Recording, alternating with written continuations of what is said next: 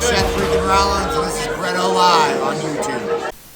What is going on, guys? Bretto live back with another video. Today we have the Week in Review episode 51. If you guys did not see Week in Review episode 50, we hit 50. We hit 50 episodes of the Week in Review, so make sure to go check out episode 50 if you guys have not already. But yes, guys, this is episode 51. Super excited to film this.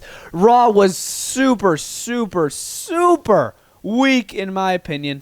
You guys can let me know what you guys thought about the show in the comments down below, but in my opinion, I thought Raw was so weak. I haven't watched Smackdown yet. Hopefully that's better, but Raw was so weak in my opinion. Before we even get started, they replayed Becky Lynch versus Charlotte versus Ronda Rousey for the Raw and SmackDown Women's titles at WrestleMania 35. They replayed that match, as well as they replayed Rey Mysterio versus Brock Lesnar at Survivor Series, which that match was honestly pretty cool to watch again. But then again, I've seen it already. But yes, guys, this is Monday Night Raw. Without further ado, we are going to get into it.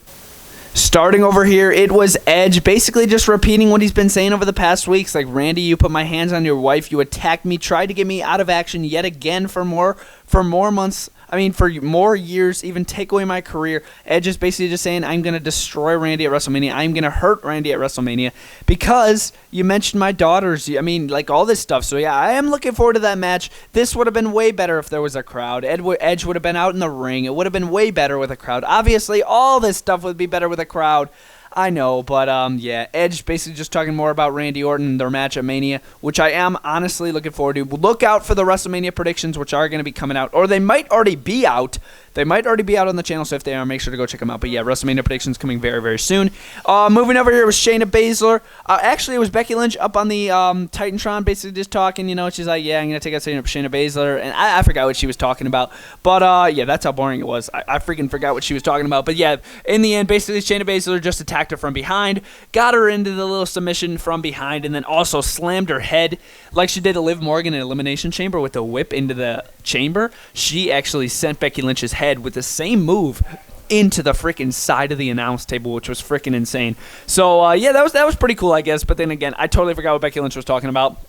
Moving over here, it was Asuka versus if I'm being completely honest with you guys, I forgot the name of the chick that she was facing. Let me know in the comments down below. But it was some chick from NXT, and I totally forgot already. But yes, that's who that was, and obviously Asuka picked up the victory. This is so lame. I don't know. They're just throwing Asuka on Raw and SmackDown absolutely everywhere, obviously because they're going to be facing Alexa Bliss and Nikki Cross being Asuka and Kairi Sane for the titles at WrestleMania. But yeah, Asuka's character is just so freaking worn out now. Like, she's just trying to act just like a total moron now, I guess. Speaking Japanese, just jumping around, just dancing. It's just so stupid. People think it's funny. I think it's stupid. But yeah, I don't know. Asuka, and yeah, whatever. She went up against that one jobber from NXT, and she did win. Aleister Black also basically did the same thing. He did go up against some random jobber from probably like an indie or local company or whatever, and then, yeah, he dominated him with a black mass.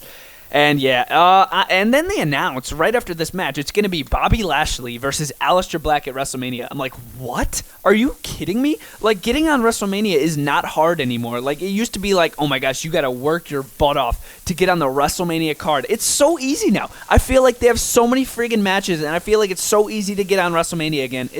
I don't know. I have no idea. Just let me know what you guys think in the comments down below. This was awesome. The Undertaker in the beginning of the show was, oh my gosh, cutting a American bad butt Undertaker backstage. He was cutting a promo, and I do not think he is the Undertaker gimmick anymore. I think he's the American you-know-what.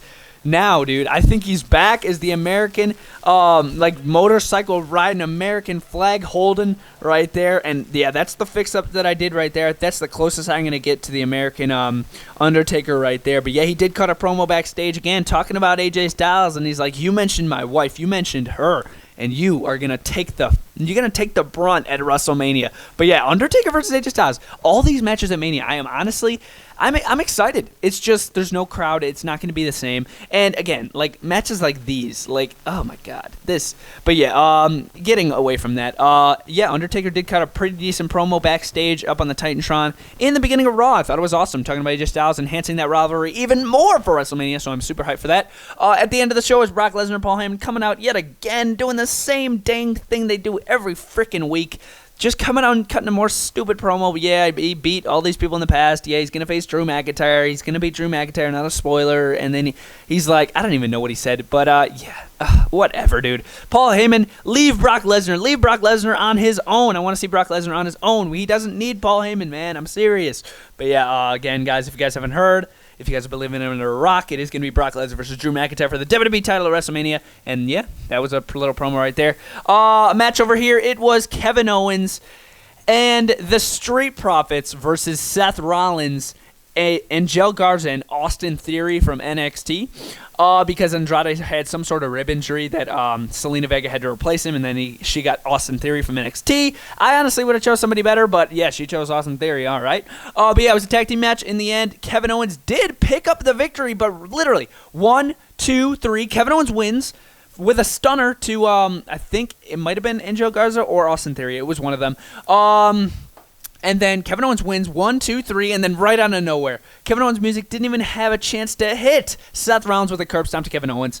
And then, yeah, and then, and before I get into Kevin Owens' promo, dude, Montez Ford had the worst fail ever. Oh my God. Seth Rollins was supposed to clip his legs right here and slam him to the mat, and Austin Theory didn't know that he was going to hit an over-the-top dive to him.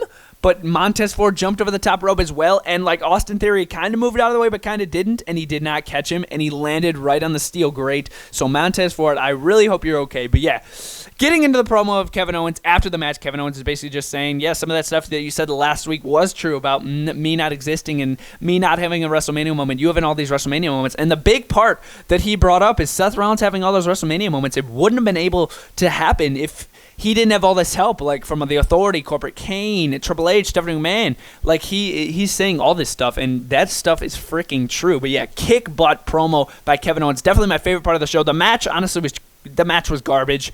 But yeah, props to Montez Ford, though, taking that massive bump on the outside.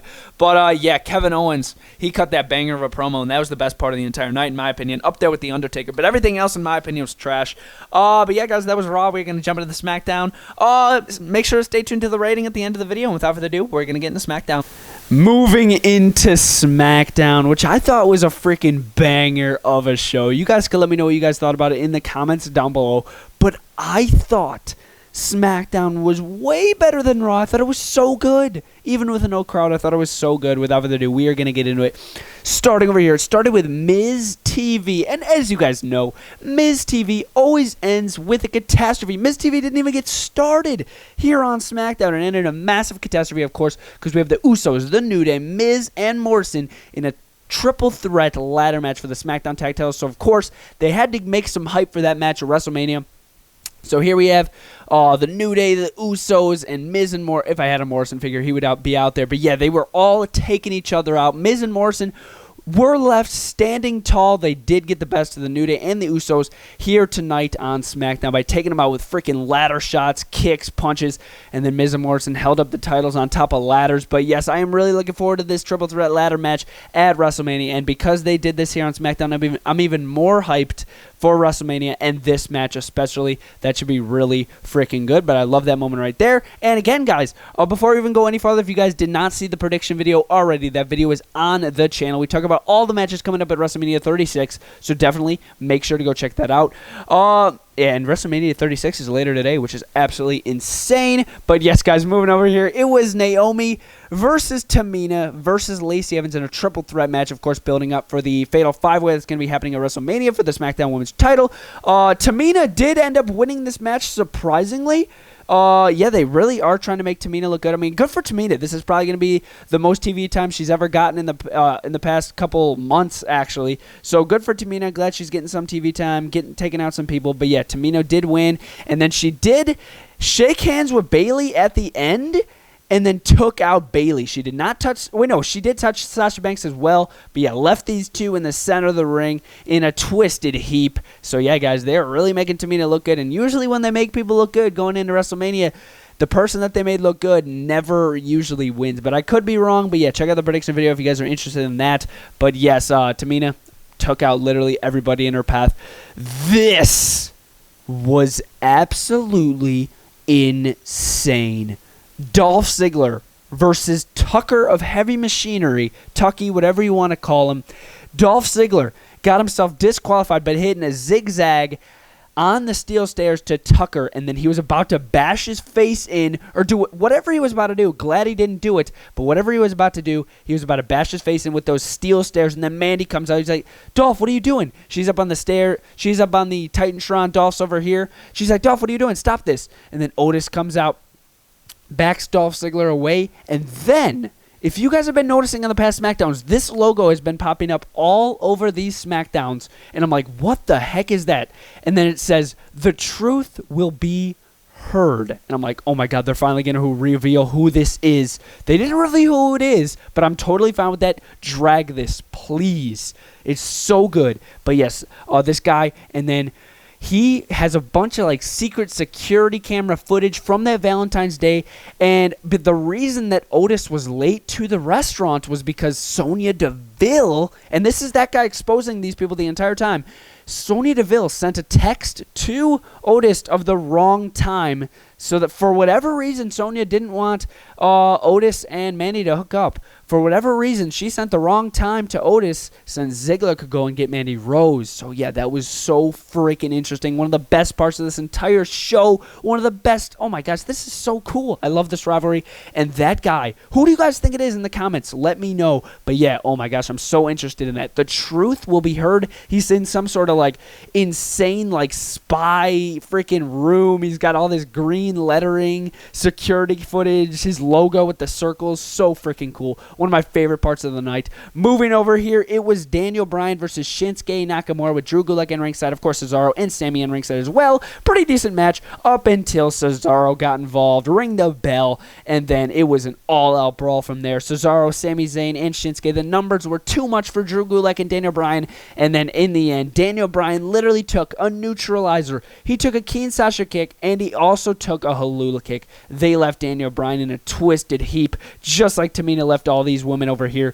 But yeah, absolutely awesome. I thought it was cool. Sami Zayn taking out Daniel Bryan going into WrestleMania, so it's looking pretty good for Daniel Bryan to win at Mania and get the IC title, which I hope happens. But yeah, it is really looking good for that. But I did enjoy this. Of course, the heels got to win sometimes, and I loved how Cesaro, Shinsuke, and Sami executed it here. I thought it was really good. Moving on to the main part of the show, the ending of the show. John Cena coming out, basically talking about how WrestleMania is going to be with no crowd, saying how it is so unpredictable and everything like that. And then he also gets on the topic of The Fiend, of course, because that's who he's going to be facing at WrestleMania. He says The Fiend always tries to get the upper hand. This is his match, his rules, his everything. And John Cena's like, The Fiend is a coward. I'm going to finish what I started 6 years ago at WrestleMania 30.